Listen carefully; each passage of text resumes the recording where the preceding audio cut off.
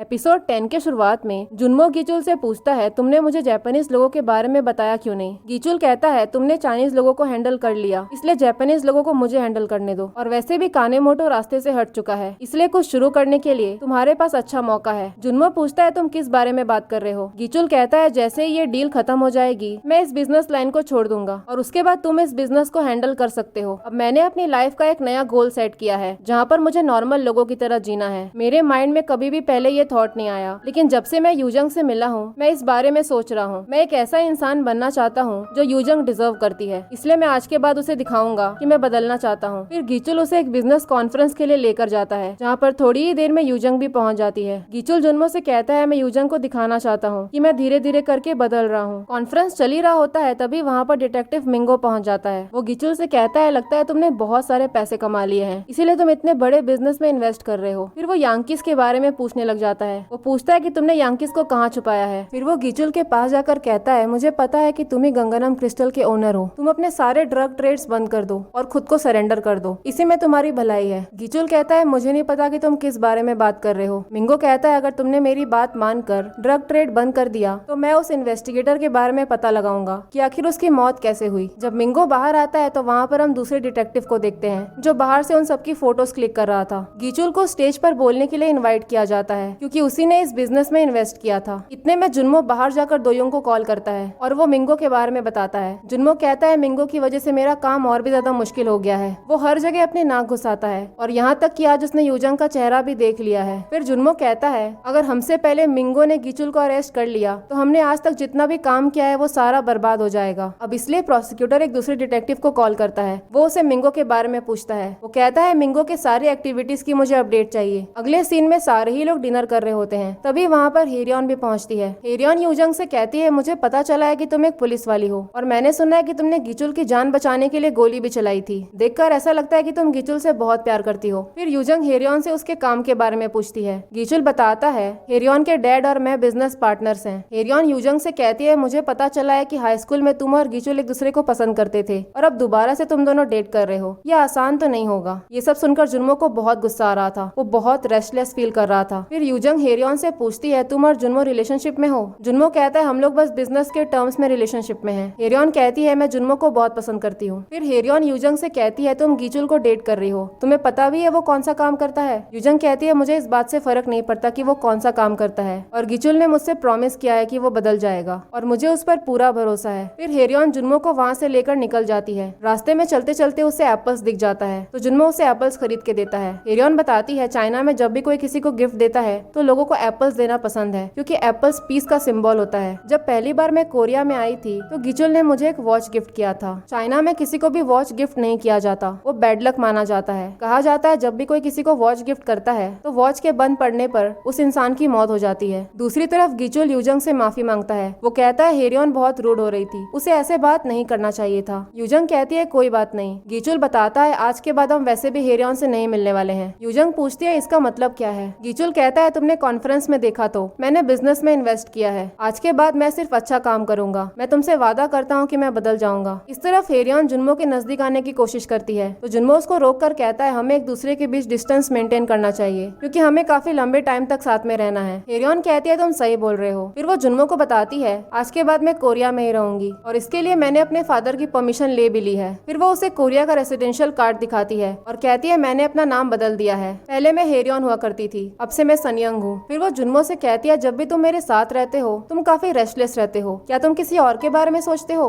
जुन्मो कहता है, ऐसा बिल्कुल भी नहीं है। हेरियन उसे कहती है, मैं तुम्हें बहुत पसंद करती हूँ, इसलिए मैं चाहती हूँ जब भी हम साथ रहे तुम सिर्फ मेरे बारे में सोचो। अगले सीन में हम डिटेक्टिव मिंगो को देखते हैं जिसने मैनेजर चो के आदमियों को बुलाया था। वो उन दोनों से सारे लोगों के नाम लिखने के लिए बोलता है जितने भी लोग ड्रग केस से इन्वॉल्व थे। तभी डॉर्जस किसी मैथ पार्क के बारे में बताता है। मिंगो पूछता है, ये मैथ पार्क कौन है। डॉर्जस बताता है, मैथ पार्क वो इंसान है जिसके पास सबसे पहले ड्रग्स पहुँचता है, कस्टमर्स के पास पहुँचने से भी पहले। और मुझे इस बात का पूरा यकीन है कि मैथ पार्क और यांकीस एक दूसरे को जानते हैं। अब इसलिए मिंगो उसे मैथ पार्क को कॉल करने के लिए कहता है। दूसरी तरफ हम सारे लोगों को देखते हैं जहाँ पर वो लोग डील के बारे में डिस्कशन कर रहे थे। हिसंग डील के बारे में ब्रीफिंग करता है। वो किसी जिनपो पोर्ट के बारे में कहता है। वो कहता है, हम उसी पोर्ट से जाकर अपना सारा स्टफ लाते हैं और उसके बाद हम पोहांग जाते हैं जहाँ पर हमारा एक आदमी होता है और हम सारा सामान उसको हैंडओवर कर देते हैं। इस डील से जितना भी पैसा आता है आधा वो हमारी कंपनी में जाता है और आधा हम आपस में बांट लेते हैं। जोंगरुल उसी आदमी के बारे में पूछता है जो पोहांग से सारा स्टफ कलेक्ट करने वाला है। हिसंग बताता है वो आदमी एक कार्गो शिप का कैप्टन है जो शिप जापान और कोरिया के बीच चलती है। अगले सीन में हम डॉजर्स को देखते हैं जो उसी आदमी मैथ पाक का वेट कर रहा था। बाद में पता चलता है कि मैथ पाक और कोई नहीं बल्कि जुन्मो के डैड हैं। तभी वहाँ पर मिंगो पहुँच जाता है और जुन्मो के डैड को अपने साथ ले जाता है। मिंगो उनको सर बुला रहा था। जुन्मो के डैड कहते हैं मुझे सर मत बुलाओ, मेरा बेटा और मेरी बहू दोनों ही पुलिस ऑफिसर्स हैं। मिंगो को लग रहा था कि वो झूठ बोल रहे हैं। जुन्मो के डैड बताते हैं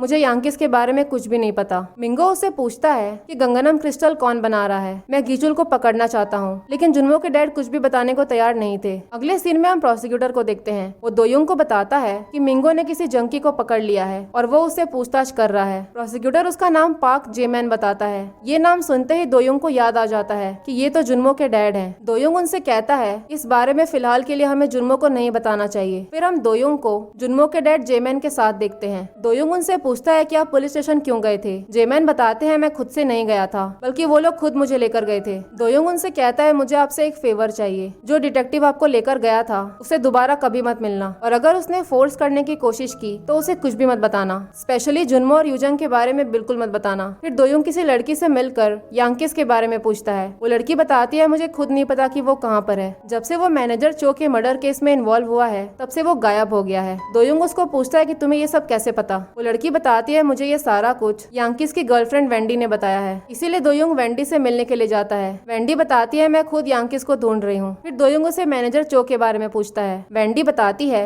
मैंने मैनेजर चो के लिए कुछ टाइम तक काम किया था। दोयुंग उसे एक पेपर देता है और कहता है तुम्हें पुलिस वालों को जाकर सारी सच्चाई बतानी है। उस पेपर पर यह लिखा हुआ था कि मैनेजर चो का मर्डर जोंगरुल ने किया है और यही बात जाकर उसे पुलिस वालों को बतानी थी। दोयुंग उसे कहता है अगर तुमने पुलिस वालों को ये सारा कुछ बता दिया तो मैं तुम्हें एक सेफ जगह पर भेज दूंगा जहाँ पर तुम बाकी की लाइफ अच्छे से जी सकती हो। वेंडी अंदर जाकर मिंगो को बताती है मुझे पता चला है कि तुम यांकिस को ढूंढ रहे हो और तुम जानना चाहते हो कि मैनेजर चो को किसने मारा है। मिंगो कहता है मैं तुम्हारी बातों पर कैसे भरोसा करूं, तुम झूठ भी तो बोल सकती हो। वेंडी कहती है जो जैकेट मैंने पहन रखा है ना, ये यांकिस ने उसी दिन पहन रखा था जिस दिन मैनेजर चो की मौत हुई थी। तुम देख सकते हो इस पे खून भी लगा हुआ है। ये खून इस जैकेट पे तब लगा जब मैनेजर चो ने यांकिस को बुरी तरीके से मारा पीटा था। अब क्योंकि मैनेजर चो ने यांकिस को बुरी तरीके से मारा पीटा था इसीलिए गंगनम यूनियन मैनेजर चो से बदला लेना चाहती थी। मिंगो कहता है मैं ये सब पहले से जानता हूँ लेकिन मेरे पास कोई एविडेंस नहीं है, या तो एविडेंस लेकर आओ या फिर यांकिस को लेकर आओ। तो वेंडी जोंगरुल का नाम बताती है। वो कहती है यांकिस ने मुझे बताया था कि जोंगरुल ने ही मैनेजर चो को मारा है। मिंगो उसे पूछता है कि तुम अचानक से इतनी कोऑपरेटिव क्यों हो रही हो। वेंडी कहती है जब से यांकिस गायब हुआ है सारे लोग मेरे पीछे पड़े हैं और मैं खुद को बचाना चाहती हूँ। फिर वो उसे कुछ ड्रग्स देती है और कहती है यांकिस बस इतना ही छोड़कर गया था। फिर वो कहती है जब तक ये केस खत्म नहीं हो जाता मुझे जेल में बंद कर दो क्योंकि मैं वहीं पर सेफ रहूंगी। अगले सीन में मिंगो जोंगरुल को अरेस्ट करने के लिए गीचुल के ऑफिस पहुंच गया था। वो जोंगरुल से कहता है तुम्हें मैनेजर चो के मर्डर में अरेस्ट किया जाता है। गीचुल हिसांग से कहता है इस बारे में पता लगाओ। हिसांग बताता है ये सारा कुछ जाकर यांकिस की गर्लफ्रेंड वेंडी ने पुलिस वालों को बताया। उसी ने बताया कि मैनेजर चो को जोंगरुल ने मारा है। गीचुल कहता है जब हम लोगों ने मैनेजर चो को मारा था उस टाइम पर यांकिस वहाँ पर था नहीं, तो आखिर उसको ये सब कैसे पता चला। तभी उसे जंगबे याद आता है। वो हिसांग से कहता है जंगबे के बारे में पता लगाओ कि वो फिलहाल के लिए कहाँ पर है और क्या कर रहा है। दूसरी तरफ हम जोंगरुल को देखते हैं जो जेल में बंद था। तभी वहाँ पर एक आदमी आता है। वो कहता है गीचुल ने तुम्हारे लिए एक मैसेज भिजवाया है। उसने कहा है चाहे कुछ भी हो जाए तुम्हें चुप रहना है। पुलिस वाले तुमसे जो भी बोल रहे हैं वो सारा कुछ झूठ है। भूलना मत कि उस दिन हम ही वहाँ पर थे और मैं जल्दी ही तुम्हें यहाँ से निकलवा दूंगा। अगले सीन में हम एक डिटेक्टिव को देखते हैं जो गंगनम पुलिस स्टेशन में आकर बताता है मुझे पता चला है कि तुम लोगों ने मैनेजर चो के मर्डर में एक आदमी को अरेस्ट किया है। मैं भी उस केस में इंटरेस्टेड हूँ। इस तरफ विंगो बार बार जोंगरुल से पूछने की कोशिश कर रहा था कि क्या उसी ने मैनेजर चो को मारा है,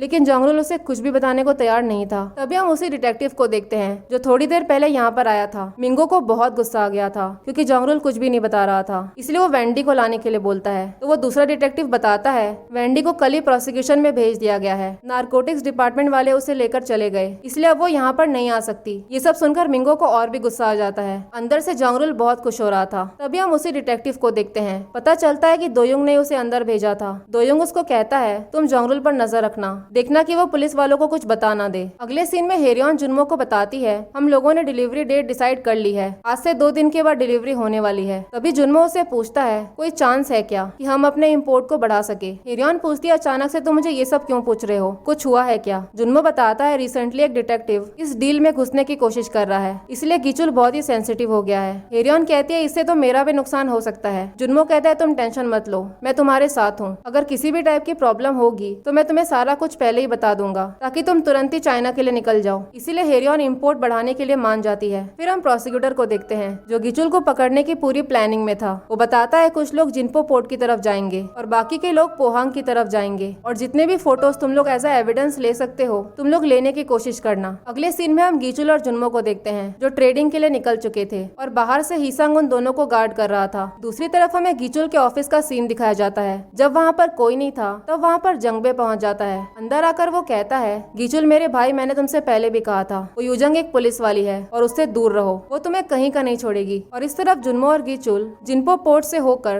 पोहांग की तरफ निकल चुके थे। और इसी सीन के साथ एपिसोड 10 यहीं पर खत्म होता है। अगर आप लोगों को मेरी एक्सप्लेनेशन पसंद आई हो तो लाइक शेयर और सब्सक्राइब जरूर करें। Thank you for watching.